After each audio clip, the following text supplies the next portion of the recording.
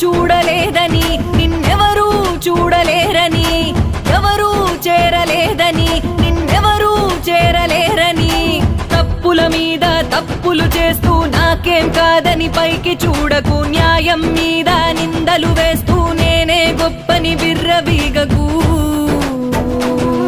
ఆ పరమేశ్వరుని మూడో కన్నే అన్నీ చూస్తుంది, శిక్షలు వేస్తుంది, తప్పించుకోలేవులే.